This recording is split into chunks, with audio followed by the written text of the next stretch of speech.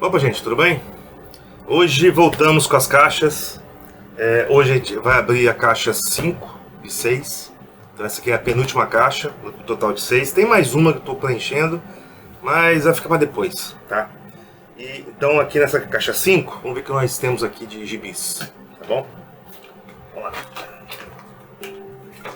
Para início de conversa, eu tenho um mangazinho que eu achei até no sebo. Comprei por curiosidade, tá? Afro Samurai, do Takashi Okazaki, né? Publicado pela Panini. Cara, não gostei. Porque o traço do Takashi é muito escuro. E o papel não ajudou com isso. Então você meio que se perdia na história, e é pequenininho. Então era o tipo do mangá que você precisaria ser maior isso aqui, né, para você poder enxergar bem os painéis, né, então fica meio confuso a história, né, então eu comprei por curiosidade mesmo, porque eu estava tentando me inteirar no mundo dos mangás, tentando ainda, né, mas não gostei, comprei por curiosidade mesmo, tá?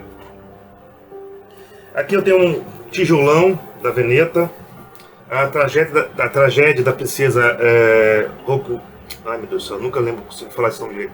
A tragédia da princesa Roku no Miya, se eu falei certo, tá? Do Kuniko Tsurita.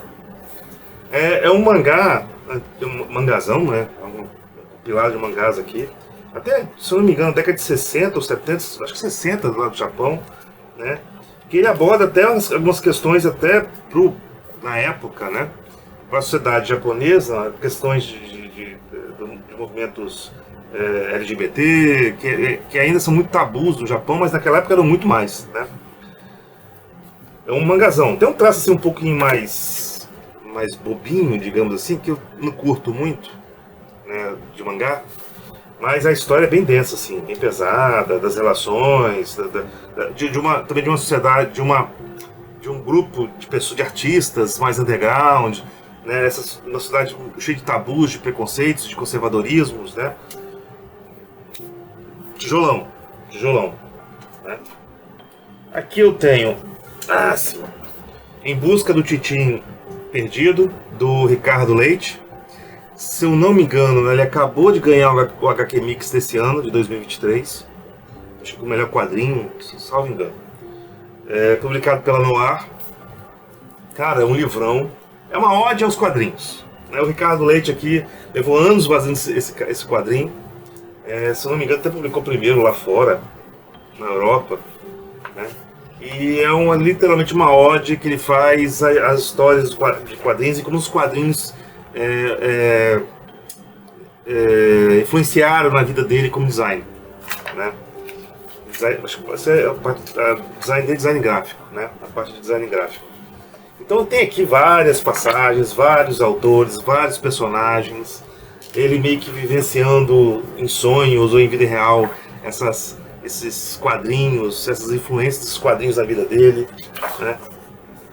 E o traço do Ricardo Leite, puta, é assim, só assim, puta merda, né? Bem legal, tá? Bem legal. Foi assim um grande, uma história com muito fôlego, você tem que ler com muita calma, mas valeu, mereceu ser premiado esse ano e é um belíssimo quadrinho, belíssimo. Aqui eu tenho o Pacto da Letargia, do Michelangelo Prado, foi o que eu menos gostei do Michelangelo. É uma historinha de fantasia que envolve bruxos, demônios e como os bruxos e demônios influenciaram a humanidade, blá blá blá blá blá blá. Ah, bicho, e finalzinho meio buff também, sabe? Por mais que eu goste do traço do Michelangelo, essa história aqui, até publicada pela Conde, não me pegou, Eu acho que eu não era o público. Fui, comprei porque é o Michelangelo Prado e eu sou fã do cara. Mas não foi. Não pegou. Acho que tem um monte de quadrinhos que vocês vão ver aqui nessa caixa que. Né? O último voo das borboletas de com Takahama, publicado pela Pipoca Nankin. Cara, é um quadrinho que eu não tinha gostado muito da capa, achei meio, né? Mas quando eu li a história, eu falei, rapaz, que história densa, né? Aqui é uma história, um mangá sobre a vida de prostitutas, não são nem gueixas, são prostitutas mesmo, no Japão, no século XIX, se eu não me engano, 18 para 19, se eu não estiver enganado. E o drama da vida delas, né? O que elas têm que lidar no dia a dia e a impossibilidade de amar, né?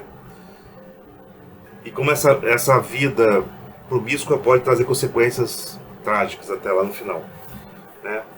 Mangá bonito, sensível, bonito, gostei. Não gostei da capa, mas não interessa. Interessa que o mangá é legal, né? Aqui eu tenho oh meu Deus do céu, um livrinho, uma HQzinha, né? Que vai se abrindo, chamado Fachadas, é do Rafael. Eu tô conseguindo enxergar o nome dele.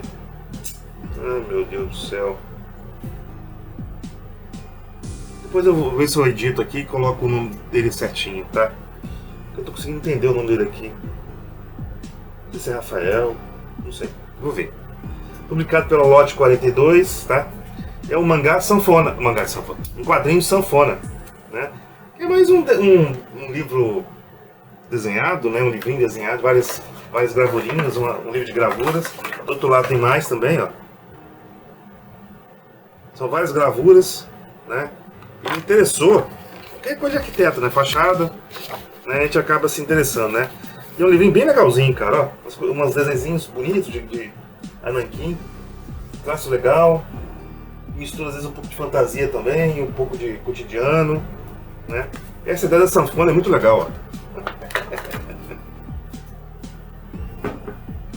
Aqui, eu tenho aqui dois Inyo Asano, né? O Solanin 1 e o Solanin 2. Cara, o Inyo Asano, ele é bem deprê, tá? Como eu falei no vídeo anterior, ele é de cortar os pulsos, literalmente. As histórias dele são de cortar os pulsos. Mas a historinha aqui é bacaninha. É a história de um casal que tem uma banda de rock japonês. E todo o drama deles de sobreviverem, né? Com a vida, com a morte, né? E é bem sensível, assim, né? Bem legal. Né? Por mais que eu também fique um pouco meio incomodado com esse desenho meio infantiloide, né? De personagens adultos com cara de criança, isso me incomoda um pouquinho. Mas a história é muito sensível, tá? Bem sensível. Conto da Aya, né? Margaret Atwood, só que desenhada por René Nau, acho que é Nau, se eu não me engano. Publicado pela Rocco, né? É um quadrinho que é o conto, né? Que é a história, é a quadrinização do livro O Conto da Aya, né? Bacana, tá? Pra quem conhece, a história é bem legal, bem densa, curta, né? Não pega todos os aspectos da história, né? Como qualquer adaptação, mas cara, legal, assim. Às vezes o traço dela dá uma variada, o dele, o René, não sei se é René, a René, mas dá uma variada que às vezes incomoda um pouco. Os personagens meio que mudam de feição, às vezes não reconhece bem, mas a história é bem legal, cara. A colonização, né, esses vermelhos, das vestimentas das aias, né? E a história da sociedade utópica, ou distópica, pra falar a verdade, né? Onde as mulheres são oprimidas ao extremo, né? Literalmente barriga de aluguel, né? Jiu-Jitsu, Diário dos Gatos, comprei porque ela não é de gato, tá? Não gosto do Jiu-Jitsu, não gosto de terror, ainda mais o terror bobo dele, não me interessa, entendeu? Comprei por causa dos gatos, mas é uma história bem boba também de gatos. Essa caixa é a caixa do... Ai, meu Deus. Mas não me pegou, cara. Eu comprei porque era um Jorge Egito, Mas, cara, não foi. Não foi. Também não foi. Aí eu vi que não é pra mim mesmo, cara. Jiu-jitsu não é pra mim. Estão fazendo um maior estadalhaço dele, vários editores aí, mas não é pra mim. Literalmente falando. Não me pega, não me fisgou. Aqui eu tenho o Hokusai, do Pipoque Nankin, né? A história do famoso pintor da onda, né?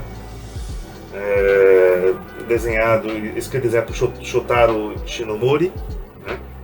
Cara, é um mangazão que conta todas as passagens, né? As fases do Hokusai, até a mudança de nome dele, que ele foi, toda vez ele queria mudando de fase, ou tendo uma nova fase na vida, ele mudava o nome também. Até que, se não me engano, o último dele foi o Hokusai, ou que marcou ele, né? Quando desse desenho clássico da onda, né? Foi o nome Hokusai. Divisão. Mangazão, né? Mangazão, literalmente falando. Aqui eu tenho ainda um outro, um Musashi, do Miyamoto Musashi, também do Shotaro Shinomori, também do Pipoque Nankin. A história do famoso guerreiro, né, do quase que mitológico guerreiro japonês, né, o Musashi, ainda novo, né, e depois dá um salto para, já se não me engano, para a fase adulta dele. Adulta, né? Ela vai adulta, né? E bem legal, cara. Pra quem não conhecia a história como eu, só sabia assim por alto, né? Foi até legal, assim, ter pelo menos um vislumbre da história do Musashi. Dois quadrinhos bonitinhos. É uma coleção, se eu não me engano, de 4. São 4, eu acho. Theo e o Mini Mundo, Quentinho no Coração e O Lugar do Outro. São historinhas bonitinhas, cara. Desenho com traço bonitinho aquarelado. Quem foi? O Caetano Curi, né? Caetano Curi. Cara, são uns desenhos bem singelos, historinhas bonitinhas, assim, de relação com o outro, relação das pessoas com o mundo, né? Uma coisa que toca tanto a criança como o adolescente, como um cara velho como eu, né? E foi legal também que eu acho que eu comprei na época da pandemia, então ajudou um pouquinho, né? Quentinho no coração, durante uma pandemia, ler uma coisinha assim foi muito legal, cara. Assim, foi bom. Deixa eu botar aqui. E aí eu tenho mais aqui o que? Deixa eu ver aqui, tem muita coisa aqui ainda.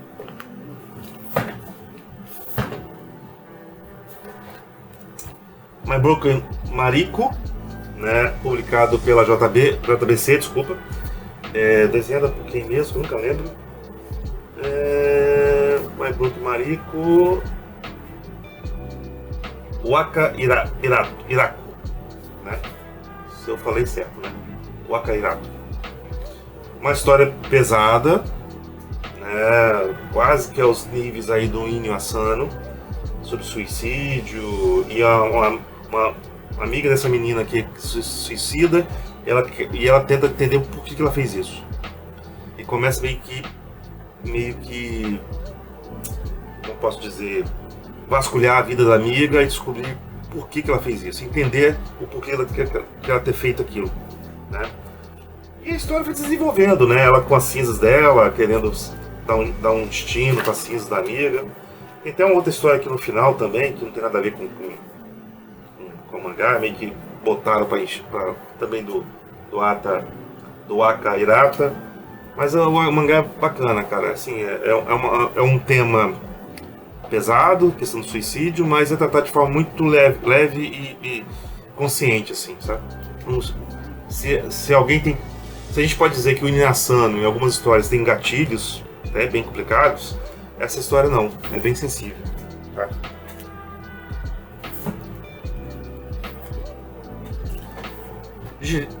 Nossa, pra falar isso que é difícil. Gelia, do Juniba, né, publicado pela Script. Um afrofuturismo, uma história de afrofuturismo bacana, mistura mitologia, tecnologia, o personagem que parece o Homem de Ferro da África, né?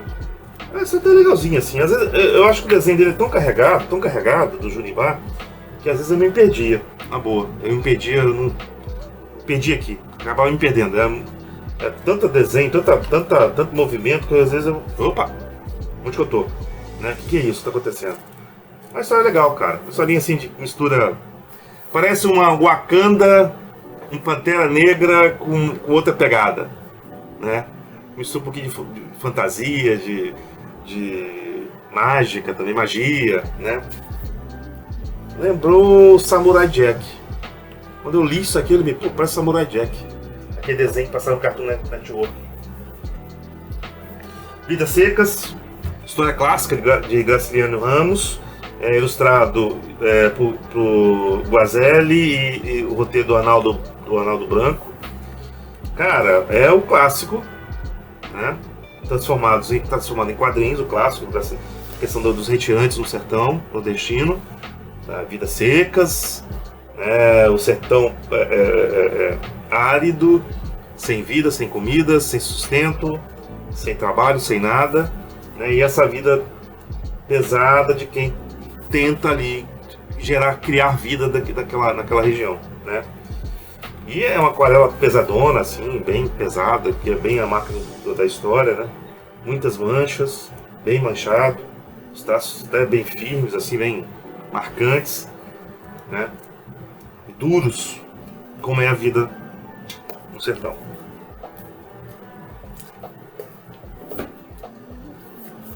Isso eu acabei nem lendo direito. A menina comunista e o menino guerrilheiro.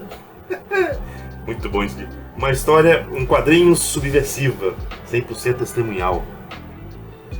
Eu não li tudo. Se eu não me engano, eu parei aqui porque é meio tensa, tá? A história, se eu não me engano, é argentina, de argentinos que foram... Argentinos ou chilenos?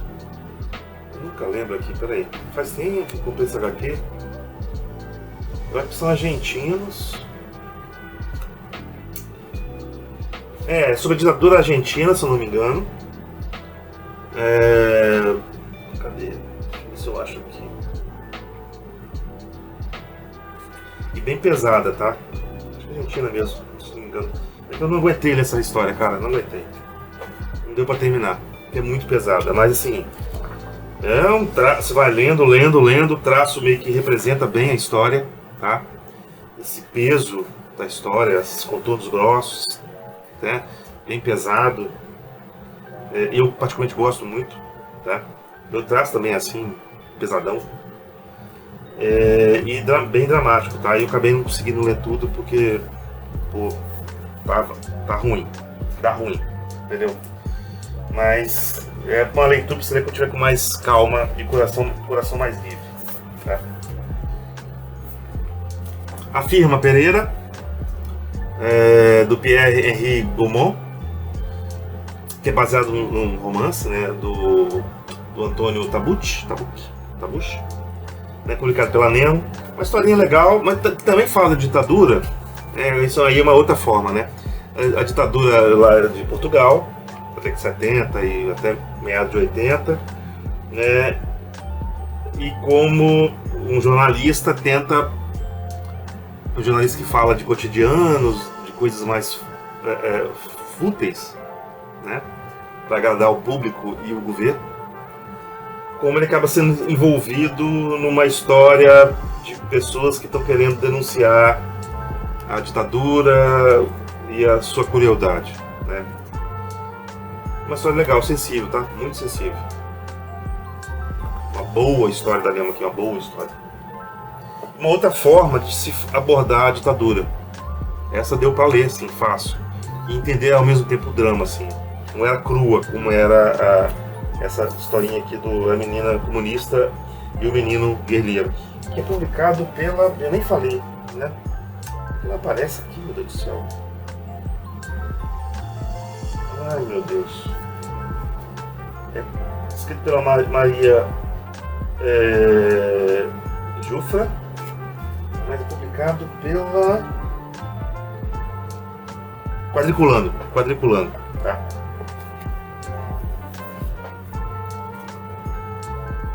Lovecraft, são duas histórias aqui, né? Lovecraft e o Poe, de Alan Poe, né? do Alberto Brecht. Eu também consegui ler. É muita coisa, cara, pra ler, aí eu acabei pulando, né? Aí eu deixei por um lado, acabei aparecendo outra coisa no meio do caminho, acabei não lendo, né? Então são histórias do Lovecraft e histórias do Allan Poe que o Brecht ele quadrinizou. O Roberto Brecht quadrinizou, tá? Publicado pelo Quadrinhos da CIA, tá? Fui lendo até onde deu. Depois eu parei porque são histórias mais arrastadas, entendeu? São tão dinâmicas assim. Aí eu acabei pulando para algo mais, sei lá, deve ter aparecido na minha frente ou chegado na minha mão um mangá e eu acabei dando prioridade do mangá, né? O Lugar Errado, do Brett Evans, publicado pela Figura. Eu sou bem fãzão aí do catálogo da Figura. Uma história bem legal, toda feita em aquarela, essa aquarela bem lavada, assim, bem manchada, praticamente sem traço definidor. E é uma história de pessoas, de um grupo de pessoas, praticamente de um cara, né, que parece que sempre está no lugar errado. Ele nunca se encontra, nunca está bem onde ele está, né? As pessoas conhecem ele, gostam dele, mas não gostam de outras pessoas e vão encontrar com ele esperando encontrar outras pessoas, né? E a história girando em torno disso, né? E é legal a história, bem bacana. E fala muito das relações sociais, né, que nós vivemos hoje. Fahrenheit 451, do clássico do rei Bradbury, só que aí é adaptada pelo Tim Hamilton, tá? É o clássico distópico de um mundo onde os livros são proibidos e precisam ser queimados, e as pessoas podem ser presas e até mortas se possuírem livros, né? Isso lembra muito coisas que aconteceram nesses últimos anos aqui no Brasil e até pelo mundo, tá? E como adaptação é legal, né? Esse padrão assim, papel pochê colorido, né? Meio padrão americano. Foi publicado pela Excelsior. Excelsior? É Excelsior. Eu não conheço bem essa editora não, mas é uma adaptação legal, tá? É legal. O Muro escrito, né, Fly Ponte, desenhado por Bailey, publicado pela Nemo. Eu achei no sebo esse HQ.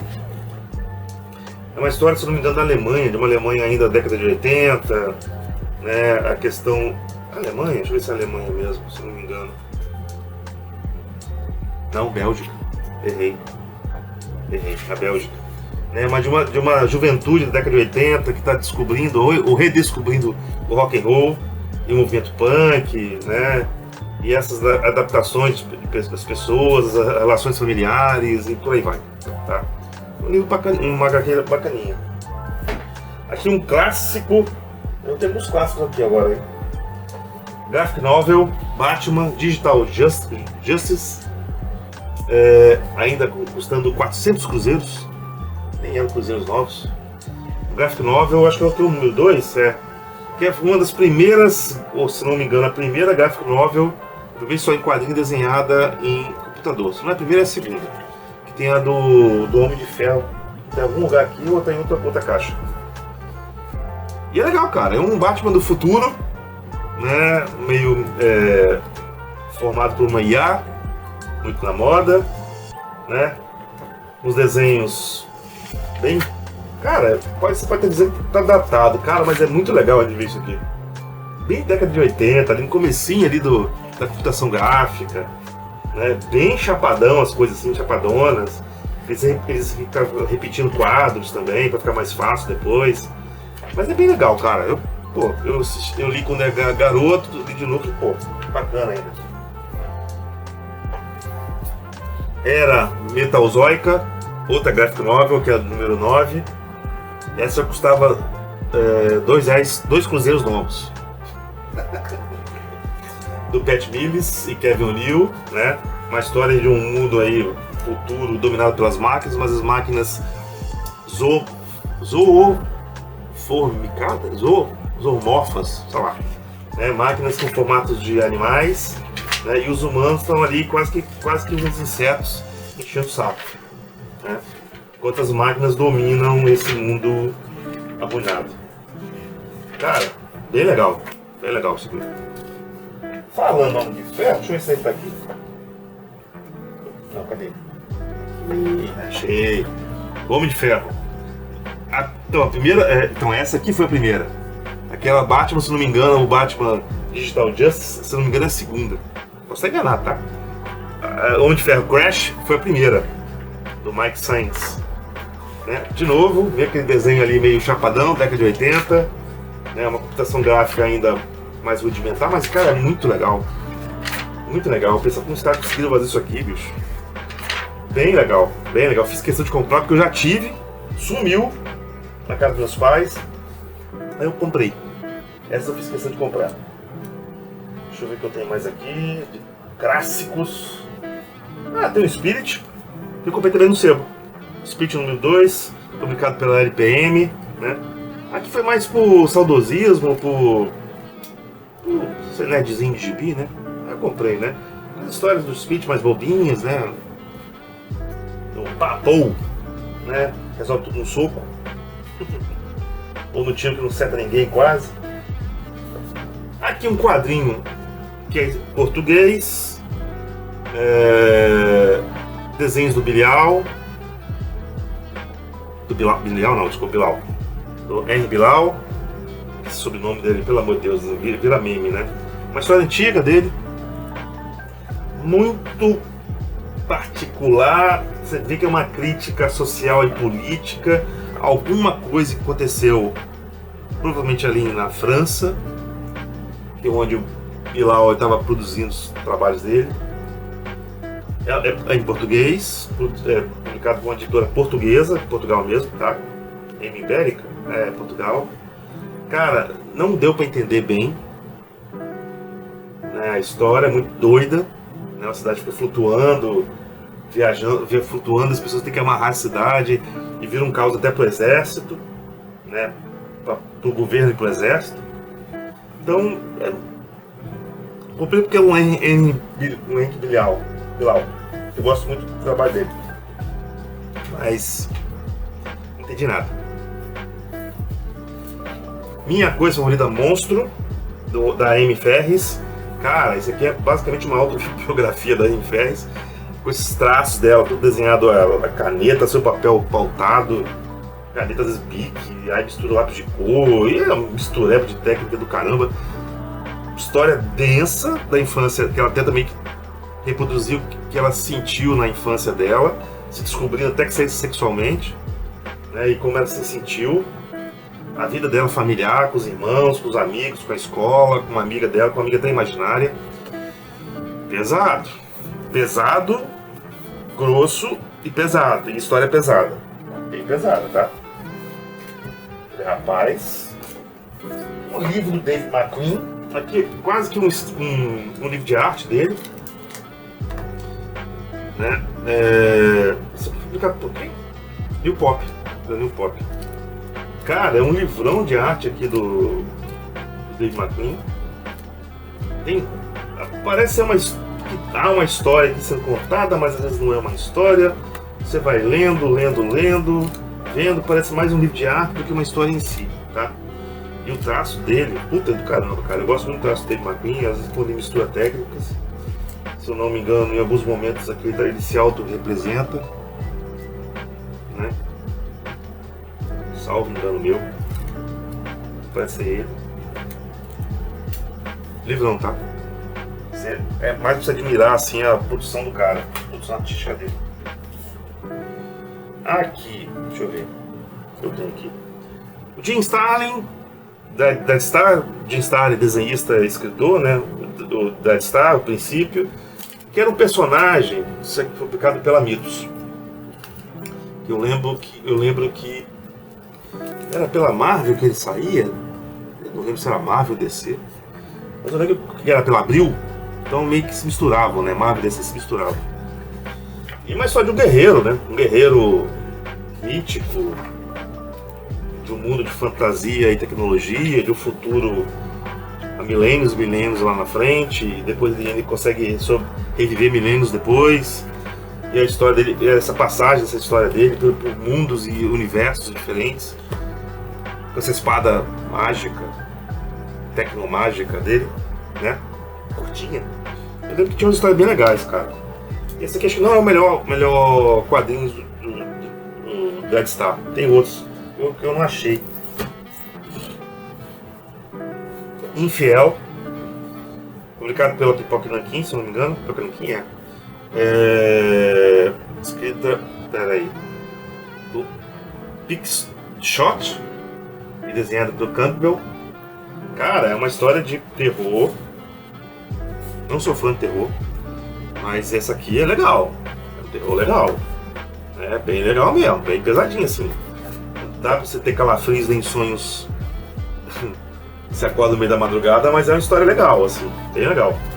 Um traço bacana, pesado, bem assim, característico de uma história de terror. Tem, ó, isso aqui, ó, olha isso aqui, né? Ele mistura técnicas, parece ser colagem com desenho. Cara, é uma historinha muito legal. Eu não sou fã de terror não, mas esse terror aqui tá aqui. Foi degustável. Aqui uma caixa. Ai, tá. Do Vida Deriva, parte 1 e 2, a caixinha. Comprei, tava numa promoção bacana. O mangá do Yoshihiro Tatsumi.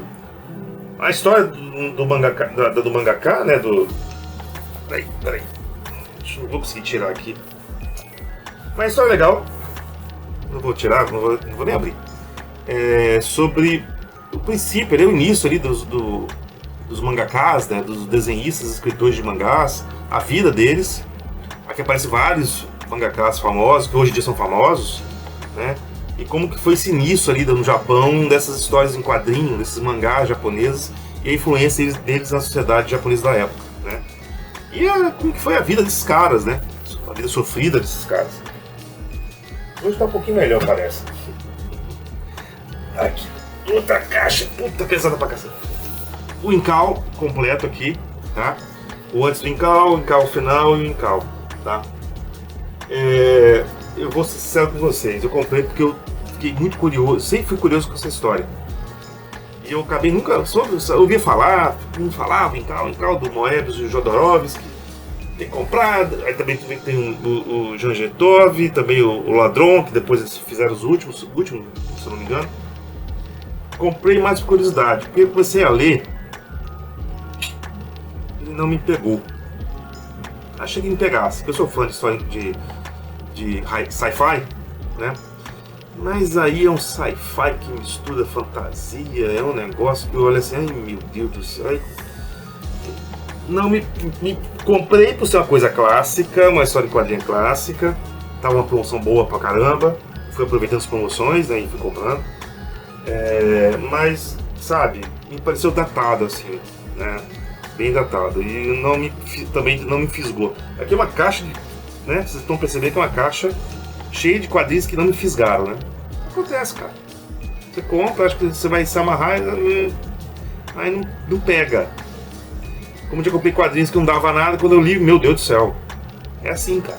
É assim que funcionam as coisas. Né? Deixa eu ver se eu consigo botar de novo no lugar. Aqui, pra fechar.